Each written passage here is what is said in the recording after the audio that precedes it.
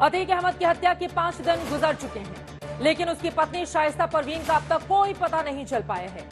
असली सस्पेंस शाइस्ता में ही बना हुआ है, क्योंकि शाइस्ता की पुरानी तस्वीरें सामने आ रही हैं, पुराने वीडियो सामने आ रहे हैं, बस शाइस्ता पकड़ में नहीं आ रही। शाइस्ता परवीन को यूपी पुलिस 24 फरवरी को हुए उमेश पाल हत्याकांड के बाद से ही लगातार ढूंढ रही है, खोज रही है, लेकिन ना तो पुलिस को कोई कामयाबी मिली है और ना ही शाइस्ता सरेंडर कर रही है। अब खबर सामने आई है कि शाइस्ता और गुड्डू मुस्लिम एक साथ हो सकते हैं। दिल्ली और गुजरात में भी इनके सरेंडर करने की खबरें सामने आई थी, लेकिन शाइस्ता के वकील सरेंडर की खबरों से इनकार कर रहे हैं। उधर अतीक के तीनों कातिलों से पूछताछ के बाद एसआईटी ने अभी तक कोई बड़ा खुलासा नहीं किया है। आशंका यह भी जताई जा रही है कि अतीक के शूटर्स पर भी जानलेवा हमला किया जा सकता है। उधर अतीक की हत्या के बाद सियासत भी थमने का नाम नहीं ले रही।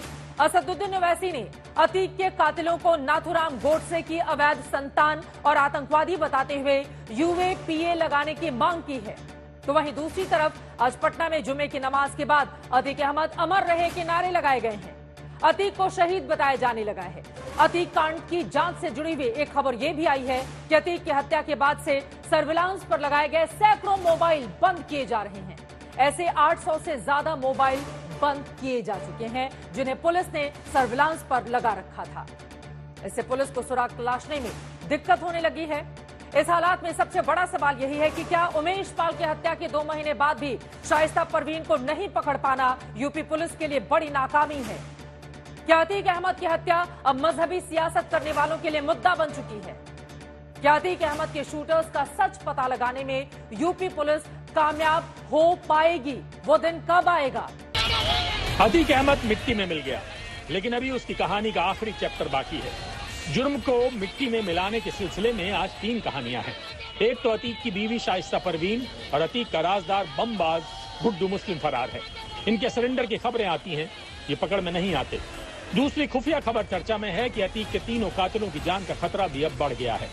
और तीसरी खबर अतीक के कत्ल पर चढ़ती सियासत की है, जिसमें अतीक अहमद के समर्थन में मस्जिदों में नारेबाजी होने लगी है।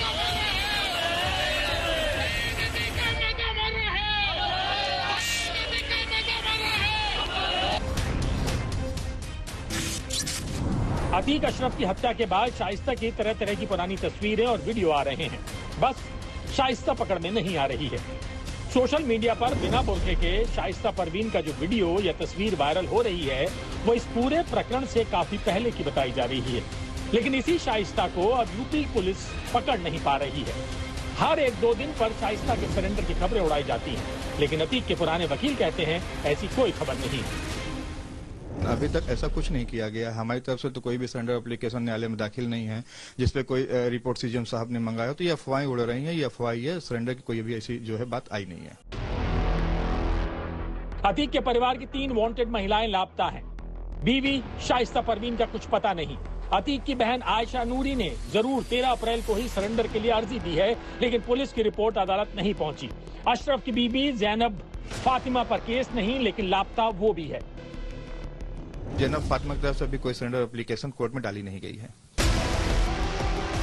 हालांकि खबर है कि अतीक की बीवी शाइस्ता परवीन दिल्ली या गुजरात में सरेंडर की कोशिश कर सकती है, और इसी अनुमान में यूपी एसटीएफ की टीमें दिल्ली और गुजरात की खाक छान रही हैं।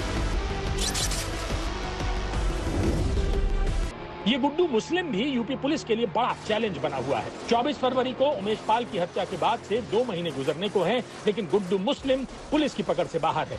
दूसरी चुनौती ये खड़ी होने लगी है कि अतीक गैंग तक पहुंचने के लिए पुलिस ने जो फोन सर्विलांस पर लगाए थे वो बंद होने लगे हैं। तो लगभग 800 नंबर बंद हो चुके हैं। ये वो नंबर थे जो उमेश पाल हत्याकांड के बाद से शूटरों को दबोचने के लिए पुलिस टीमों ने अतीक अहमद के पुराने गुर्गों, रियल एस्टेट के कारोबारियों और जमीनों की खरीद फरोख्त कराने वाले दलालों के थे, जिनको पुलिस ने सर्विलांस पर लेकर शूटरों को दबोचने की कोशिश की जा रही थी। लेकिन बीते 15 अप्रैल को अतीक और अशरफ की हत्या के बाद से ये नंबर अचानक बंद होने लगे हैं। अब यूपी एसटीएफ और प्रयागराज पुलिस इन बंद हुए नंबरों के भी कॉल डिटेल खंगाल रही है कि आखिर इन नंबरों के बंद होने की असली वजह क्या है। हालांकि अतीक गैंग के फोन से यूपी पुलिस को कई और सुराग भी मिल रहे हैं। अतीक के मारे गए बेटे असद के फोन में इसी तरह का वकील सौलत का एक मैसेज मिला है, जिसमें सौलत ने 19 फरवरी को असद को उमेश पाल की तस्वीरें भेजी थी। एसआईटी उनसे पूछताछ के बाद साजिश के तार सुलझाने की कोशिश में है। 40 सेकंड की वारदात के लिए 1.25 घंटे का रिक्रिएशन कर डाला। अब अपडेट ये है कि एसआईटी 12 अप्रैल से 15 अप्रैल के बीच प्रयागराज में फ्लाइट, रोड और रेलवे से जाने और आने वाले संदिग्धों के कॉल्स की जांच कर रही है, जो रेलवे स्टेशन इलाके में एक्टिव थे। इस अवधि के दौरान प्रयागराज में किए गई सभी कॉलों को भी स्कैन किया जा रहा है। खासतौर से शाहगंज में जिस अस्पताल के बाहर हत्या हुई, उसके आसपास एक्टिव कॉल्स नजर आ रही हैं। यहां तक कि उस प्रयागराज में हुई जहां अतीक मारा गया है, लेकिन अतीक को अमर बताने वाले नारे पटना में लगाए गए।